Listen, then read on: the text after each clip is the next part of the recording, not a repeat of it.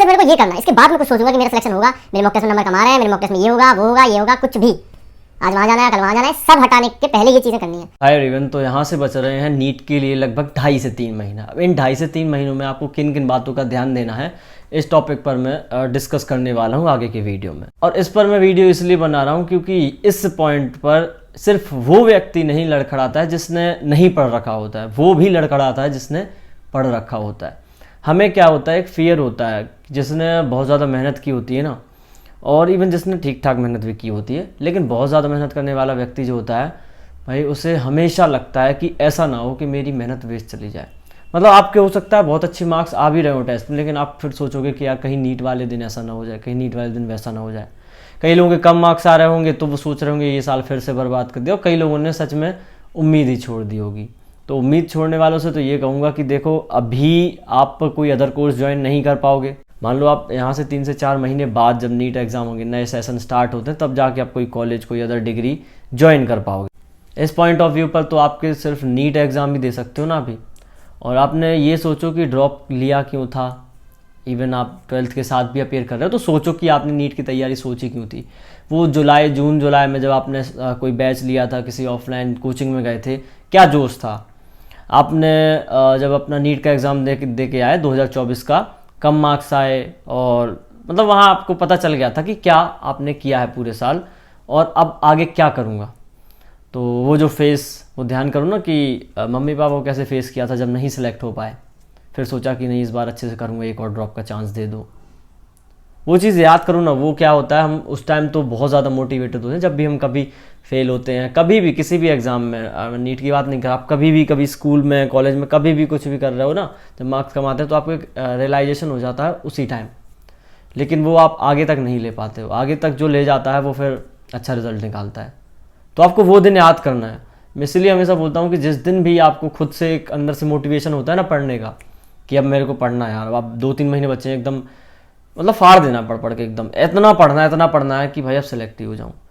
ये वाली जब भी अंदर से मोटिवेशन है, इसको हमेशा अपने कैमरे में कैद कर लो। यस, आप नहीं बोल पाते तो फिर भी कैमरे को दूर रख लो, खुद की ऑडियो रिकॉर्ड कर लो। आपको शायद ही किसी की वीडियो देखने की ज़रूरत पड़ जाए, मतलब आप खुद में इतना हो जाओगे कि मुझे नहीं लगता आप किसी की वीडियो देखोगे, आप खुद की ही वीडियो देखकर मोटिवेट हो जाओगे। ये मैंने कर रखी है ये चीज़ें, ठीक है। मेरे पास होती है खुद की 2 से 3 वीडियो। जैसे अभी मैं बात करूं तो अभी मैं सुबह 5 बजे उठने का मैंने डिसाइड किया था 2025 में अच्छे से, तो उसका आज 14 डे था। बाकी थोड़ा बहुत इनकन्सिस्टेंट मैं भी रहा हूँ, 5:30 पे उठ रहा हूँ, लेकिन हाँ अंडर 6 AM तो उठ ही रहा हूँ मैं। तो ये कहाँ से आते, खुद से। अब मैं किसी की वीडियो देखूँ जाके, इससे अच्छा मैं खुद को रिकॉर्ड कर लिया कि भाई आज से तुम उठोगे।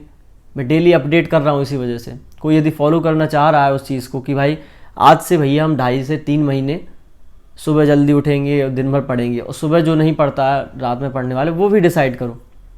उसको ऐसा आप ले सकते हो, एक आइडिया ले सकते हो कि भाई कैसे करना है ना। फिर जिम जाना, फिर कॉलेज जाना, कॉलेज से आने के बाद पढ़ना, फिर खुद की डाइट मैनेज करना, फिर साथ में यूट्यूब मैनेज करना। तो बहुत ज़्यादा मेरे लिए तो भाई टफ है, मैं खुद बता रहा हूँ। मैं क्यों कर रहा हूँ, क्योंकि मेरे को अच्छा लग रहा है। वरना अगर बिजी नहीं रहता हूँ ना, तो ओवर थिंक करता रहता हूँ, ये करना है वो करना है, सिर्फ सोचता रहता हूँ, टाइम वेस्ट होता जा रहा है, ना पढ़ रहा हूँ ना कुछ। ये चीज़ आपके साथ हो रही होगी, दैट्स व्हाई मैं ये शेयर इसीलिए कर रहा हूँ, क्योंकि नीट एस्पिरेंट के साथ बहुत सारी चीज़ें होती हैं ऐसी।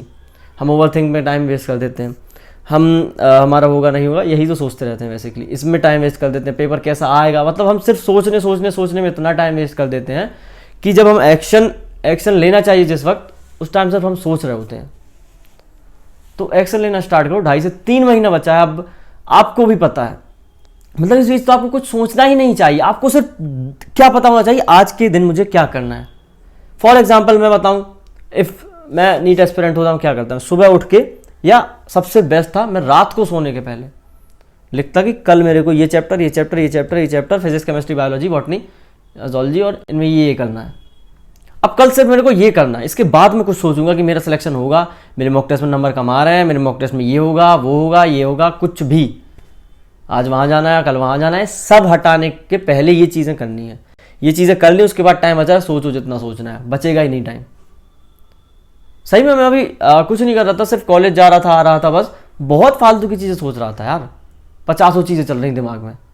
और जैसे ही एक्शन लेना स्टार्ट किया कि हाँ भाई एक्सरसाइज हो रही है, जा रहा हूँ खुद से, फिर आने के बाद थोड़ा पढ़ ले रहा हूँ, फिर और चीज़ें सोच रहा हूँ, तो एक पॉजिटिव वे में सोच रहा हूँ हर चीज़ें। वो उस टाइम मैं ओवर थिंक जब करता था तो नेगेटिव वे में सोच रहा कि मैं तो कुछ कर ही नहीं रहा, मैं तो ये हो रहा, मेरा तो ये हो रहा। तो ध्यान रखना, ये जो आपका लास्ट टाइम है ये सच में बहुत ज़्यादा डिसाइडिंग फैक्टर होता है। कई लोग होते हैं जिनके बहुत कम मार्क्स आ रहे होते हैं पूरे साल, लास्ट के तीन चार महीने में ना बहुत अच्छा कर जाते हैं। और कई लोग होते हैं जो पूरे साल अच्छा करते हैं, लास्ट के 2.5 से 3 महीने में रह जाते हैं। क्यों? कॉन्फिडेंस, खुद से कॉन्फिडेंस नहीं आता कि मैं सेलेक्ट हो पाऊंगा। उन्हें पता है उन्होंने मेहनत की है, उन्हें पता है कि वो सही डायरेक्शन में जा रहे हैं, लेकिन ओवर थिंकिंग, अगर ऐसा हुआ तो, अगर वैसा, अरे भाई तुम्हारे लिए अलग से एग्जाम कंडक्ट नहीं हो रहा है, अलग से पेपर नहीं बनाया जाएगा, जैसे पिछले सालों आता रहा है पेपर वैसा ही आएगा। ज़्यादा मत सोचो कि पेपर में ये हो गया वो हो गया, तो वो उस दिन देखना। मैं कह रहा हूँ आज में जीने लग जाओ 2.5 से 3 महीने के लिए। तुम्हारा अगर आज अच्छा तुमने कर लिया तो तुम्हारा पास्ट अच्छा हो जाएगा। मतलब कल तुम सोचोगे ना कि मेरा कल कैसा था, तो आज तुमने अच्छा कर लिया तो कल तुम आज के लिए सोचोगे ना, तो बोलोगे मेरा कल तो अच्छा गया था। उससे एक मोटिवेशन खुद आएगा कि मैंने अच्छा किया, पास्ट अच्छा हो गया, फ्यूचर ऑब्वियस अच्छा होगा। तुम अपने आज पे वर्क कर रहे हो तो कल तुम्हारा आने वाला बहुत अच्छा होगा। सोचो तुम अभी पिछले महीने का, सोचो कि पिछले महीने तक गलतियाँ की, भाई जून से स्टार्ट किया था, अभी तक अगर अच्छे से किया होता तो अभी तक तो ये कर लेता। निकल गया टाइम हाथ में, अभी आगे के 2.5 महीने हैं। अब इन 2.5 महीने में और क्या चीज़ें ध्यान देनी है। प्रीवियस ईयर क्वेश्चन नहीं छोड़ने, 2015 से लेकर 2024 तक के नहीं छोड़ने हैं।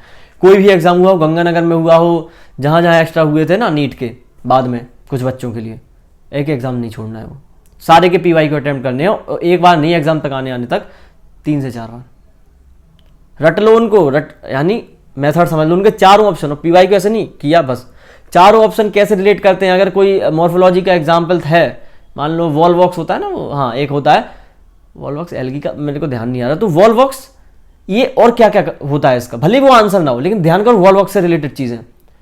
और पेपर में इतना गैप होता है, और या फिर आप कॉपी में जहाँ पे भी PY को अटेम्प्ट करते हो किताब में, तो एक पेंसिल से छोटे छोटे मार्क्स में लिखते रहो, वॉल बॉक्स के फीचर लिख लिए, कोई एलगी आई उसके फीचर लिख लिए। ये उसी में करो, उसी में खुद से करोगे, रिवाइज हो रहा होगा। आप बिना कॉपी खोले ही रिवाइज कर रहे हो चीज़ें, आपके दिमाग में और ज़्यादा बैठेंगी ये चीज़ें, आप गलती नहीं करोगे। तो PYQ पे ध्यान देना है। और बता ही दिया ओवर थिंकिंग नहीं करना है। इसका सॉल्यूशन क्या है भाई? बिजी हो जाओ। मैंने भी देखा, मैंने ओवर थिंकिंग का लोग सॉल्यूशन बताते हैं मेडिटेशन करो, ये करो, अच्छी बात है, बहुत ज़्यादा अच्छी बात है। मैं नहीं कर पा रहा सुबह उठ के मेडिटेशन।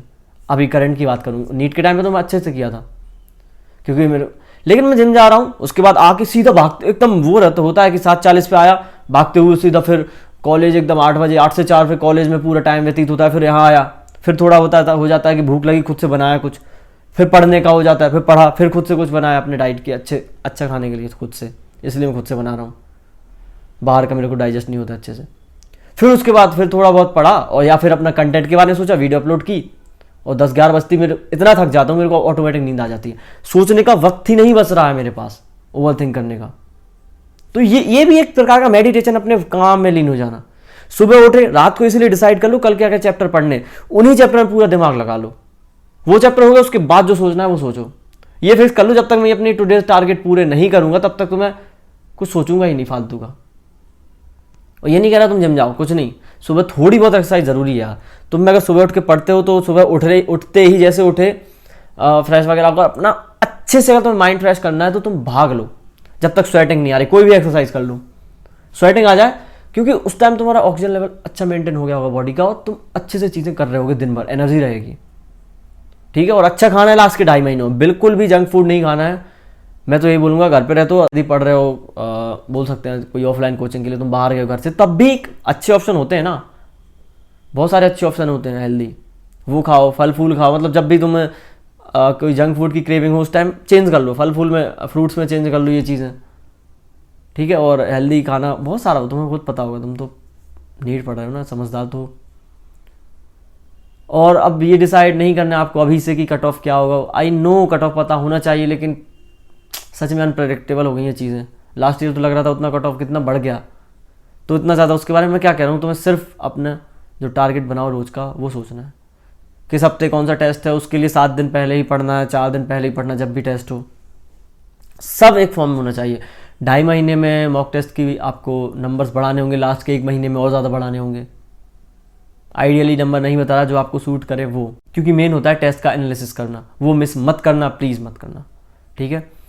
और अगर बिजी हो जाओगे ना, आपको सच में ओवरथिंक आप कर ही नहीं पाओगे। जैसे ही आपने ओवरथिंकिंग बंद कर दी, आपके पॉजिटिव रिजल्ट आना शुरू हो जाएंगे, और कोई है ही नहीं। और मैं इसलिए तुमसे बताने आया हूँ, मेन दिक्कत है ओवरथिंकिंग। बहुत ज़्यादा सोचना भी सेहत के लिए हानिकारक है। और 2.5 महीनों में सच में इन्हीं बातों का ध्यान रखना, आपको PYQ पे ढंग से फोकस करना है, रिवीजन नहीं छोड़ना है, और क्वेश्चन बेस्ड रिवीजन करना है। क्वेश्चन किए फिर पढ़ने बैठ गए, 50 क्वेश्चन किए किसी चैप्टर के, फिर देखे वीक टॉपिक कौन सा है, क्योंकि अब तक तो आप साल भर से पढ़ रहे हो तो अच्छा खासा पढ़ लिया होगा। अब चीज़ों को समेटना स्टार्ट करना है, ना कि फैलाना। नई किताब नहीं लेनी है, कोई भी नई किताब पे नहीं जंप करना है। जो पहले चीज़ें कर रखी थी उनको रिवाइज करना है। पहले मान लो 50 क्वेश्चन की एक DPP कर रखी थी, उसी को अब जाके अटेम्प्ट करना है।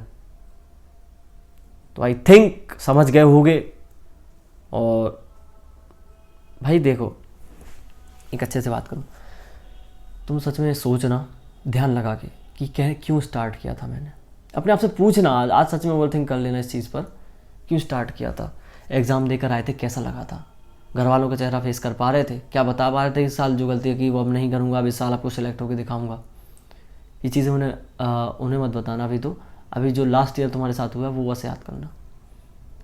फिर एक खाली कॉपी पेन लेना है, पेन भरी हुई, उस पर लिखना है कि हाँ अब मैं ये, मतलब जो भी तुम क्योंकि इतना का सोचोगे ना तुम कि लास्ट ईयर पेरेंट्स के कैसे अपन ने मतलब वो एक्सपेक्टेशन लगाए थे और हम खड़े नहीं उतर पाए उस चीज़ पर, तो बहुत बुरा लगा था। फिर सोचा था कि इस साल सेलेक्ट हो जाऊंगा, या ये सब किया, पढ़ रहा हूँ, सब कर रहा हूँ, लेकिन बीच में डिस्ट्रैक्ट हो गया। लेकिन अब मैं डिसाइड कर रहा हूँ कि अब फिर से पढ़ूंगा। तो ये चीज़ लिखना, क्योंकि अब इतना सोचोगे उसके बाद तुम्हें सॉल्यूशन जो मिलेंगे ना खुद से, वो कोई तुम्हें यूट्यूब पर नहीं बता पाएगा। वो लिखना और डेली उनको देखना है कि हाँ भाई ये मैंने लिखे थे, मैं अपने में इम्प्रूवमेंट चाहता हूँ। और हाथ जोड़ के निवेदन है, अब सोशल मीडिया बंद करो, खासकर इंस्टाग्राम और स्नैपचैट जैसी चीज़ें, ये बंद करना। ये तो मतलब अगर तुम चला रहे हो तो सिलेक्शन से दूर जा रहे हो, साफ बात। 2.5 से 3 महीने में लास्ट के अगर चला रहे हो तो बहुत ज़्यादा दूर जा रहे हो सिलेक्शन के, बहुत ज़्यादा। और अभी दोस्ती यारी कम करनी है, रिलेशनशिप जैसी चीज़ों में अब मत उलझना है, ठीक है। तो फोकस ऑन योरसेल्फ। तो बस यही बोलूँगा, पढ़ते रहो, 2.5 महीना है, और बिज़ी रहोगे तो ओवरथिंक नहीं होगी, स्ट्रेस नहीं आएगा। मतलब ये सब साइकिल एक पूरी, बिज़ी रहोगे सब सही चलेगा। मेरे को कोई सॉल्यूशन बताने की भी आवश्यकता नहीं है। Thank you so much. और कोई लग रहा हो कि भैया आप ये टॉपिक भूल गए, ये चीज़ भूल गए, ये भी थोड़ा आप बता देते तो अच्छा होता, तो मैं शॉर्ट फॉर्म वीडियो में बता दूंगा, आप लिख देना कमेंट में।